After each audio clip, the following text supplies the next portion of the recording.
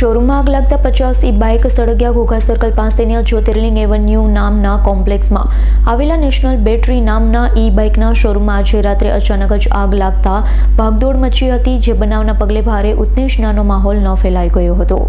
આગ એટલી ભીષણ હતી કે ગણતરીની મિનિટોમાં કોમ્પ્લેક્સના બેઝમેન્ટમાં મૂકેલી 50 બાઇક સળગી હતી. આગને કાબૂમાં લેતા 1.5 કલાક જેટલો સમય લાગ્યો. ફાયર બ્રિગેડે 10,000 લીટર પાણીનો છંટકાવ કરી કાબૂ મેળવ્યો. ફાયર ઓફિસર પ્રદ્યુમનસિંહ જાડેજાએ જણાવ્યું હતું, કોમ્પ્લેક્સના બેઝમેન્ટમાં 50 બાઇક મૂકવામાં આવી હતી. પ્રાથમિક તપાસમાં શોર્ટ સર્કિટના કારણે આગ લાગી હોવાનું જણાઈ રહ્યું છે. શોરૂમમાં ચોકીદારી તરીકે નોકરી કરતો સિક્યુરિટી જવાન આગ લાગી તે સમયે અગાસી પર હતો. ભીષણ આગ લાગતા તેનું રેસ્ક્યુ કરી બચાવી લેવામાં આવ્યો.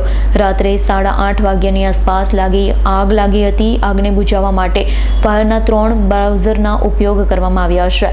સૂત્રોમાં જણાવ્યું હતું કે આગના કારણે રોડ પર લોકોના ટોળા ભેગા થયા હતા. બનાવની જાણ થતાં પોલીસ કાફલો પણ સ્થળ પર દોડી આવ્યો અને ટ્રાફિકનું નિયમન કર્યું હતું. ઇરફાન સોલંકીનો રિપોર્ટ, S9 ન્યૂઝ, ભાવનગર. અમારી તમામ માહિતીથી અપડેટ રહેવા માટે જોડાયેલા રહો S9 ન્યૂઝ સાથે.